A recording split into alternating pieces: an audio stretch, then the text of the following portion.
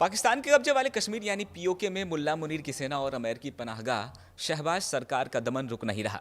बीते दिनों रावलकोट में पाक सेना ने प्रदर्शनकारियों पर गोलाबारी की, जिसमें 2 लोगों की मौत हो गई और 50 से ज़्यादा लोग गंभीर रूप से घायल हो गए।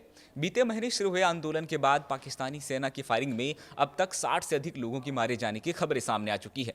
कुछ रिपोर्टों में ये भी दावा किया गया है कि ये आंकड़ा 150 से ज़्यादा का है, जो काफ़ी डराने वाले हैं।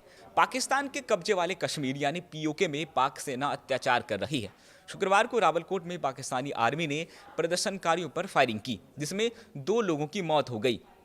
इसके साथ ही 50 से ज़्यादा लोग गंभीर रूप से घायल हो गए। जानकारी के मुताबिक पाकिस्तानी सेना रावलकोट में फूड सप्लाई काफिले का रास्ता खुलवाने पहुंची थी। प्रदर्शनकारी काफ़ी समय से पाकिस्तान सरकार के सामने अपनी मांगे पूरी ना होने के चलते धरने पर बैठे हैं। रास्ता खुलवाने के लिए पाक सेना ने इन्हीं धरने पर बैठे प्रदर्शनकारियों पर गोली चलाई, जिसमें 2 प्रदर्शनकारियों की मौत हो गई। पाक सेना के गोलियां चलाने के बाद लोगों का गुस्सा और ज़्यादा भड़क गया। प्रदर्शनकारियों ने सरकार और पाकिस्तानी सेना के खिलाफ विरोध प्रदर्शनों को और तेज कर दिया है। बताते चले कि जून की शुरुआत से ही पीओके में अलग अलग मांगों को लेकर प्रदर्शन हो रहे हैं। जून के पहले सप्ताह में भड़की व्यापक हिंसा और पुलिस फायरिंग के दौरान सरकारी अधिकारियों के हवाले से लगभग 20 लोगों की मौत की पुष्टि की गई थी, जिनमें स्थानीय नागरिक और पुलिसकर्मी दोनों शामिल थे। कई मीडिया सूत्रों में इन शुरुआती झड़पों में 30 लोगों के मारे जाने की खबर दी गई।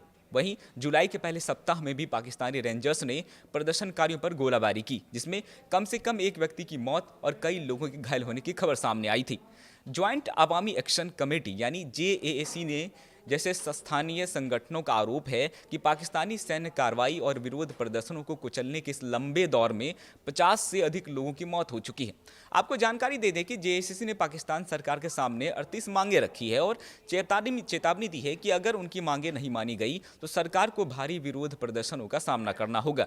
इन मांगों में प्रदर्शनकारियों ने पाकिस्तान में बसे कश्मीरी शरणार्थियों यानी कि कश्मीरी रिफ्यूजी के लिए आरक्षित 12 विधानसभा सीटों को खत्म करने की मांग रखी। इसके अलावा प्रदर्शनकारियों ने हाइड्रो पावर प्रोजेक्ट्स पर पूरी तरीके से फिर से बातचीत करने, बढ़ती महंगाई को कम करने और लोगों तक उनकी ज़रूरत का सामान पहुंचाने की भी मांग रखी है।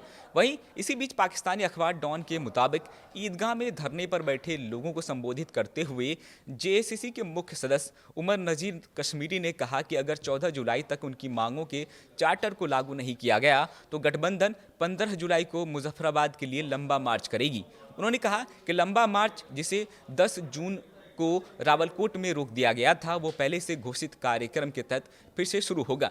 इसके अलावा उन्होंने पाकिस्तान के कब्जे वाले कश्मीर के लोगों से 15 जुलाई के मार्च की तैयारी शुरू करने का आग्रह भी किया। उन्होंने राष्ट्रीय और अंतर्राष्ट्रीय मीडिया, राजनीतिक दलों तथा स्थानीय व अंतर्राष्ट्रीय मानवाधिकार संगठनों से भी मार्च पर नज़र रखने की अपील की है, ताकि पाकिस्तानी सेना हिंसक कार्रवाई ना कर सके।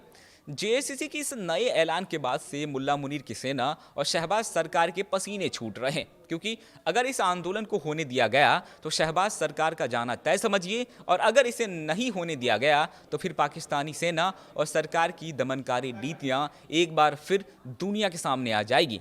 खैर, इस पूरी खबर पर आपकी क्या राय है, हमें कमेंट में ज़रूर बताएं। नमस्कार।